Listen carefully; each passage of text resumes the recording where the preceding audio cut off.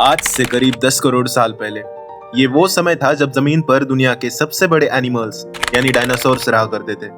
उस टाइम जमीन का नजारा बिल्कुल अलग था। इंसानों का कोई नामो निशान नहीं था और जमीन पर सिर्फ खूंखार डायनासोर्स का राज था। ये डायनासोर्स आज के वक्त मौजूद बिल्डिंग से भी ऊंचे होते थे।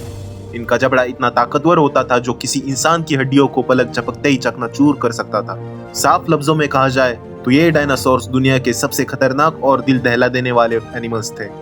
100 से 70 मिलियन सालों से ज्यादा इन डायनासोर्स ने जमीन पर राज किया था, लेकिन सिर्फ एक ही दिन में कुछ ऐसा हुआ जिसने इनका नामो निशान इस दुनिया से मिटा दिया।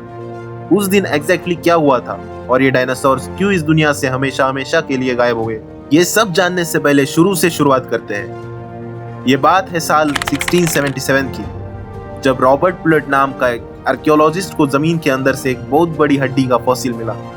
रॉबर्ट को लगा कि ये पुराने दौर में रहने वाले किसी बड़े इंसान की हड्डी होगी, लेकिन रॉबर्ट को यह बात पता नहीं थी कि उसने एक ऐसी चीज डिस्कवर कर ली थी जो पूरी दुनिया को हैरान और परेशान छोड़ देने वाली थी। वक्त गुजरता गया और फिर 142 ईयर्स बाद यानी 1819 में एक British fossil Hunter William बैकलैंड England में अपनी रिसर्च कर रहे थे। रिसर्च के समय उन्हें जमीन के अंदर से लाखों साल पहले से मौजूद एक बहुत बड़े जानवर का फॉसिल मिला।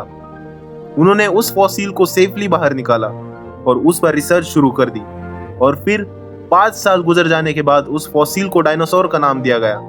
डायनासोर वर्ड ग्रीक लैंग्वेज से लिया गया, जिसमें डायनो का मतलब है टेरिबल और सोरोस का मतलब है लिजर्ड। बस ये वो दिन था जिसके बाद से जमीन के अंदर से हजारों टाइप्स के डायनासोर्स डिस्कवर होने लगे। फॉसिल्स इतने बड़े और डरावने थे जिन्होंने पूरी दुनिया के होश उड़ा दिए। मेगालोसोरस ये वो डायनासोर था जिसे सबसे पहले डिस्कवर किया गया था। शुरुआत में इन डायनासोर्स की तरह की ड्राइंग्स बनाई गई जो आज के वक्त से बिल्कुल अलग दिखती थी, लेकिन वक्त गुजरने के साथ जैसे जैसे इन पर रिसर्च बढ़ती गई, इन ड्राइंग्स को मॉडिफाई कर इनकी एक फाइनल अपीयरेंस तैयार कर ली गई जो कि आज के वक्त कुछ ऐसी दिखती है। आज के वक्त तक 10,000 से भी ज्यादा डायनासोर्स के फॉसिल्स को डिस्कवर किया जा चुका है, जिनमें से 900 से ज्यादा अलग अलग डायनासोर्स की स्पीशीज को आइडेंटिफिकेशन किया गया है। 45 से भी ज्यादा डायनासोर्स की नई नई स्पीशीज डिस्कवर की जाती है। हाल ही में 2021 में डायनासोर्स की कुछ ऐसी स्पीशीज डिस्कवर की गई है जो दिखने में बहुत ही यूनिक है। इनमें से एक डायनासोर ऐसा है जिसकी पूंछ पर एक ब्लेड बनी हुई है, जिसे स्टेगोसॉरस कहा जाता है।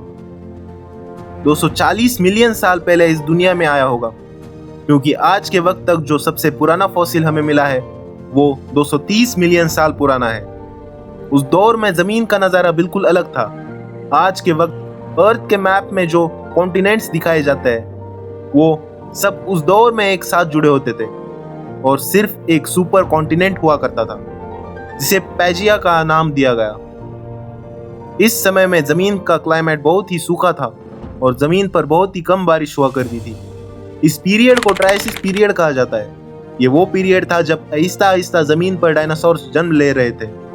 ट्रायसिक पीरियड में जब डायनासोर्स जमीन पर शुरुआत में आए थे वो साइज में सिर्फ 2 से 4 फुट जितने बड़े होते थे, लेकिन आहिस्ता आहिस्ता वक्त गुजरने के बाद 201 मिलियन साल पहले जब ट्रायसिक पीरियड का द एंड हुआ, तब इन छोटे डायनासोर्स की जगह बड़े और डरावने डायनासोर्स ने ले ली। 211 मिलियन साल पहले जमीन का क्लाइमेट अचानक से चेंज हुआ था, जिसकी वजह से पैजिया, जो कि एक कॉन्टिनेंट हुआ करता था, वो 2 टुकड़ों में बढ़ गया था और इसी वजह से ट्रायसिक पीरियड का भी एंड हुआ। और फिर 6 साल बाद एक ऐसे पीरियड की शुरुआत हो गई जिसे हम जुरासिक पीरियड के नाम से जानते हैं। 211 मिलियन साल से लेकर 145 मिलियन साल पहले तक के इंटरवल को जुरासिक पीरियड कहा जाता है। ये वो समय था जब जमीन पर नई नई तरह के डायनासोर्स उभर कर आने लगे थे और जमीन बड़े बड़े डरावने और डिफरेंट टाइप्स के डायनासोर्स की स्पीशीज से भरती जा रही थी। डायनासोर्स साइज में बहुत बड़े और हजारों केजी से भी ज्यादा वजनी होते थे। इसी जुरासिक पीरियड में जमीन पर डायनासोर्स की एक ऐसी नस्ल भी जन्म लिया था जो हवा में उड़ भी सकते थे, जिन्हें टेरोसोरस या फिर आर्कियोप्टेरिक्स कहा जाता है। ये डायनासोर 3 से 4 फुट जितना बड़ा होता था, जिसे पहली बार 1861 में डिस्कवर किया गया था। वक्त गुजरने के साथ जुरासिक पीरियड का भी दी एंड हुआ और एक ऐसा पीरियड आया जिसे दी क्रिटेशियस पीरियड कहा जाता है। साइंटिस्ट के मुताबिक 145 मिलियन से लेकर 66 मिलियन साल पहले तक के दौर को क्रिटिशियस पीरियड कहा जाता है। इस पीरियड में डायनासोर्स की बढ़ती हुई आबादी ने तेजी से रफ्तार पकड़ी और नई नई तरह के डायनासोर्स इस दुनिया में आए। Raptors, arm dinosaurs, herbivore dinosaurs, खूंखार कार्निवोर डायनासोर्स, टाइटेनोसोरस जो कि आज तक इस दुनिया में मौजूद सबसे बड़ा जानवर और सबसे बड़ा डायनासोर था।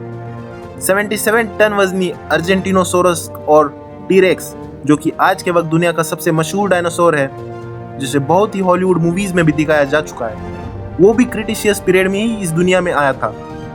टीरेक्स का जबड़ा किसी भी जानवर से सबसे ज्यादा पावरफुल माना जाता है, जो किसी भी चीज को टुकड़ों में काट सकता था।